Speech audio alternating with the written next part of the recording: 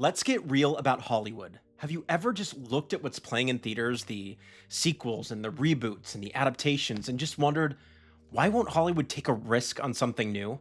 If you're a writer, that feeling is 100 times worse. It can feel like you're on the outside of this giant, impenetrable fortress called Hollywood, just wondering, how do I even get in? Why won't they take a risk on my idea? I've been lucky enough to spend my career in the thick of it, in the rooms at major studios and production companies, and I've learned something firsthand. Hollywood doesn't actually fear creativity, but what does give it night sweats is the unknown. So today, we're going to turn that fear into our secret weapon. I'm going to break down the 3 core types of risk that drive every single studio decision: financial risk, audience risk, and the big one, portfolio fit. And for each one, I'll give you a real usable strategy to reframe your risky idea into an undeniable opportunity. We'll even get to the ultimate play: what to do when the system itself is the roadblock, and how you can strategically go around it to get your project made on your own terms.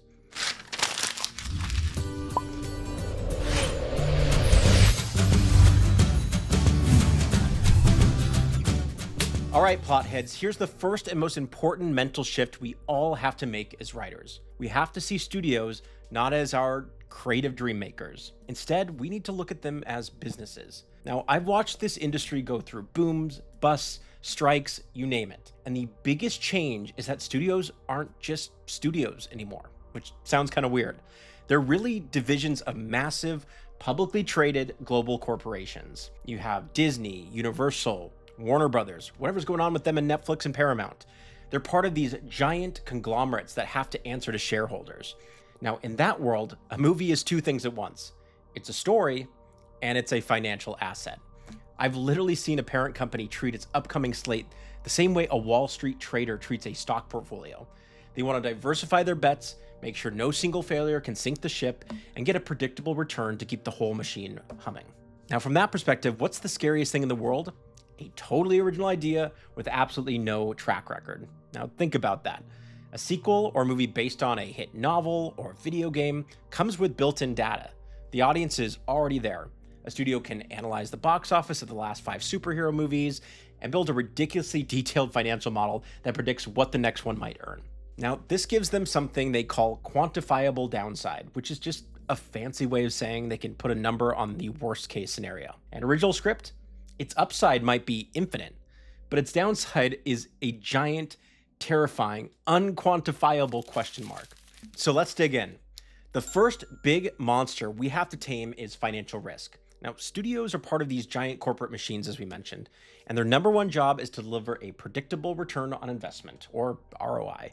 I've seen what happens when a movie unexpectedly bombs. It doesn't just lose money, it actually sends a shockwave through the entire company, and it can throw off their financial plans for years to come. So how do they try to predict the future? Well, their main tool is the comparable, or comp. So when you pitch your script, the first thing an exec is doing in their head is searching for its comps, movies that feel similar in genre, tone, and budget. They basically use the performance of those comps to build a financial forecast for your movie. And this is where so many brilliant original scripts hit a brick wall. If your idea is so unique that there are no obvious comps, you just handed them a financial puzzle that they're probably going to struggle to figure out. This is also why even a safe bet can go so wrong and make studios even more terrified of risk. I mean, just look at things like Indiana Jones and the Dial of Destiny. Now, I'm a huge Indiana Jones fan. On paper, it should have been a home run, but the budget was reportedly over $400 million, which set an unbelievably high bar for what success even looks like. I mean, the movie ended up making around $384 million worldwide, which means it was a massive financial loss for the studio. A flop that big sends a wave of fear through Hollywood. So now with the doom and gloom there, here's your strategy. Build a safety net with smart comps. So let's think of your bold original idea as a skyscraper you want to build. Nobody's just going to go and fund that skyscraper unless they say the blueprints and the support structure. In Hollywood, that support structure is oftentimes built out of comps. So instead of hating comps, let's learn how to use them as our single best strategic tool. Let's get out our toolkit and break your own script down into 4 key components. The first one, genre and tone. This is something that helps market the movie on its own. Is it a nail-biting thriller, a laugh-out-loud comedy, a grounded, emotional sci-fi drama? 2, what is the core dynamic? The very heart Is this a story about a found family, a lone wolf against the world, a mentor and their student? 3, audience. Who is the perfect audience for this? Is it for teens, the whole family, 4 quadrants, or a mature audience that loves complex, challenging, or violent stories? And finally, what's the totally unique, brilliant, original spark in your story? Is it the world, a specific character's one-of-a-kind journey, a mind-bending, high-concept twist?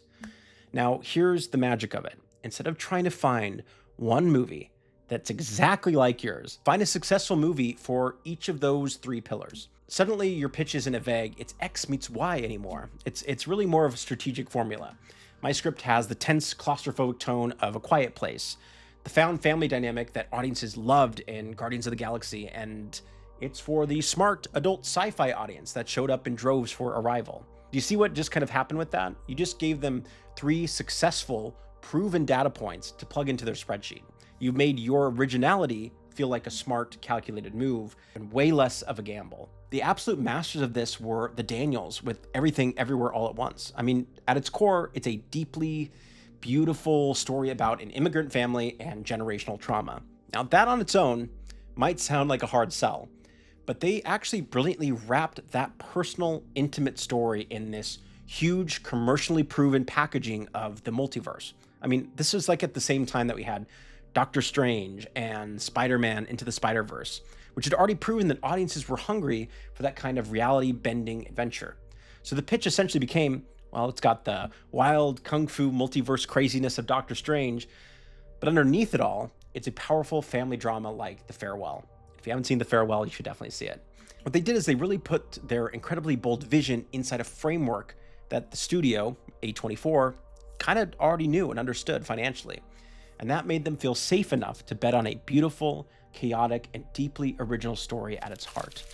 Okay, on to hurdle number 2, audience risk. Now, a studio can have the most beautiful spreadsheet or algorithm in the world, but it all means nothing if nobody actually goes and buys a ticket.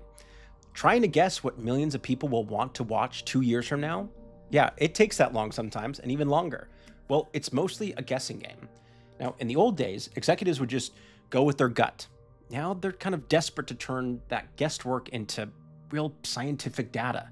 Studios spend millions trying to lower this risk with test screenings, using hyper-detailed feedback to smooth out any rough edges and make a movie appeal to the widest possible audience. But that whole process really begins with your script. Now, when I'm reading a script or sitting in a development meeting, I'm constantly trying to see it through 1,000 different eyes. Is the idea clear? Is it marketable? Can you explain the movie in one exciting, irresistible sentence? This is why something like The Blacklist, if you haven't heard of it before, it's this famous annual survey of Hollywood's favorite unproduced scripts, and it ends up being quite powerful. Now, it isn't a box office predictor, but it works as a powerful social proof. If your script lands high on that list, it sends a signal to the entire industry that a bunch of very smart people whose job is to know what sells think that script is fantastic. It de-risks the project by showing that it already is resonating with people who know the market inside and out. So your strategy here is weaponize clarity and build your leverage. So first, let's turn your logline into your primary sales tool. Now, a great logline isn't as much a summary as it's more of a hook. It's this powerful tactic to build it around a core irony. It's not a mandatory rule, but introducing an ironic conflict is an incredible way to instantly hook a listener because it implies a story that's kind of crackling with tension. So the best loglines often show us an interesting hero in a situation full of this kind of conflict, with a clear goal and a sense of what's at stake. Think about, Get Out. Let's start with the protagonist, an ironic situation.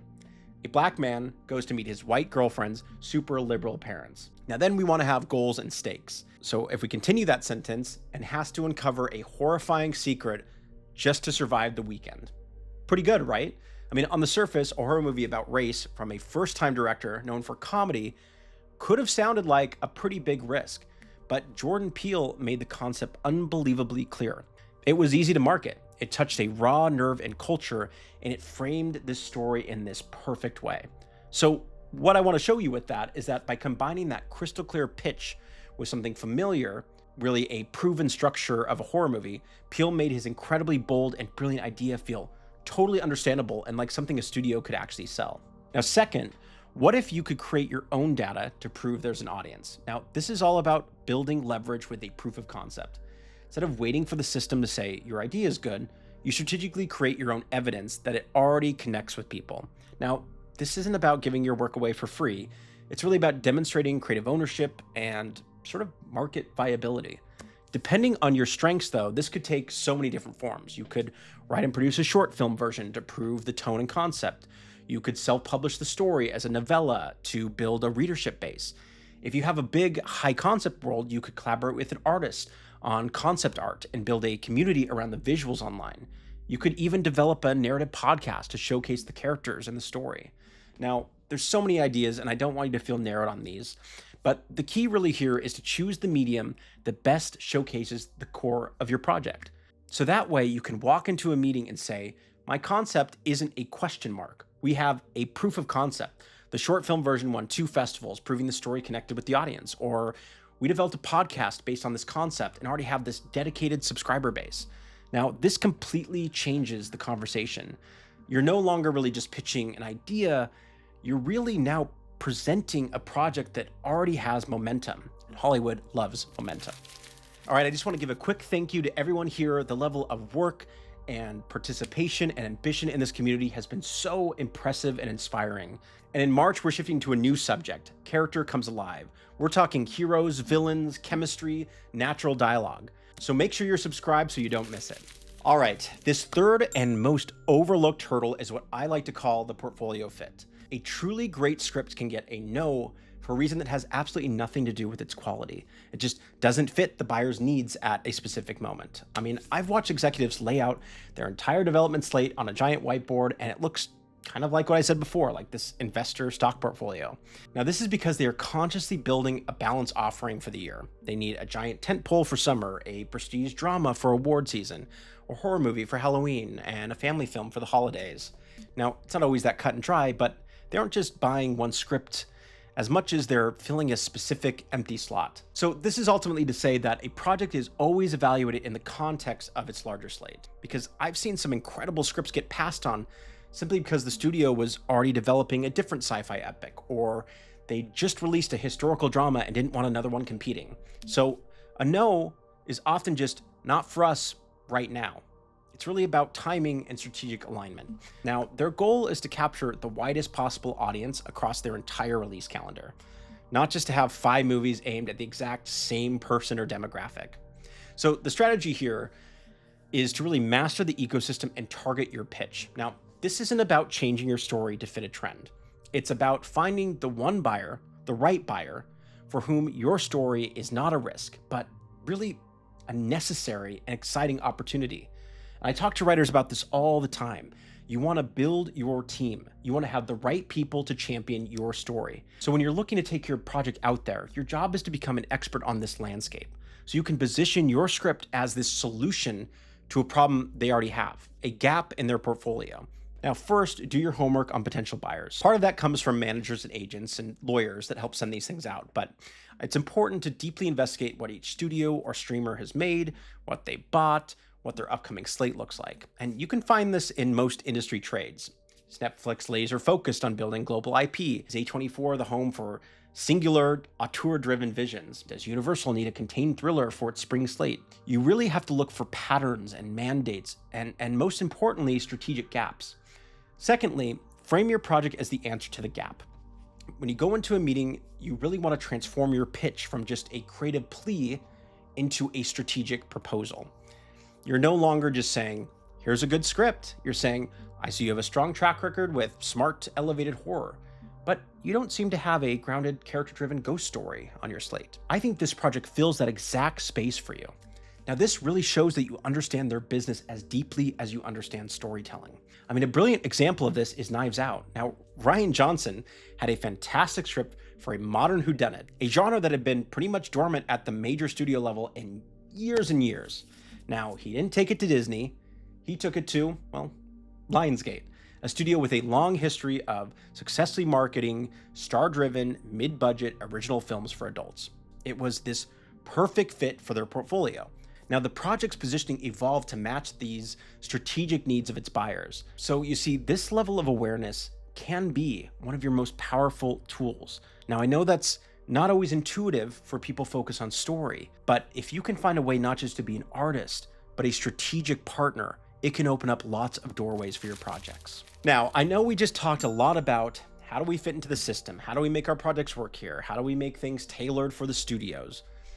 But this channel is a lot more than that. This is also, how do we build outside of it? How do we make our dreams come true? How do we get this stuff made regardless of a yes or no from somebody else? Because what happens when you've done all of this and the answer is still no? What if your idea is so genuinely original, the system just can't find a box for it? Well, this brings us to the ultimate strategy and an important part of plot luck, going outside the studio system entirely. Because sometimes the best way forward is to go around. But what this is really about is taking the risk for the studios first. There's really a whole universe of independent film where you find your financing, you attach your talent, you navigate tax incentives, and you ultimately get your movie made. Then you can bring a finished film to festivals or find distributors or self-distribute even. I mean, YouTube legend Markiplier did exactly that with his horror film Iron Lung. Now, the truth is, tons of movies you see with a big studio logo at the beginning were actually acquired during production or after they were completely finished. And honestly, sometimes you just need that first calling card film. A movie that's maybe a little more contained, but is undeniably powerful and effective, because that first film is the ultimate proof of concept. It's the data point that backs you up as a writer or as a filmmaker. It opens Hollywood's wallet for your next bigger dream project because you're no longer a question mark. You're a proven talent. But the key takeaway is this: you do not have to wait for the gatekeepers. There are more avenues to get your work made now than ever before for those who are willing to chase them. And once again, I'm Brian. This is Plot Luck. And if you've ever loved a story, felt let down by one, or dreamed of telling your own, pull up a chair, hit subscribe, and let's stir the plot together. That's a wrap.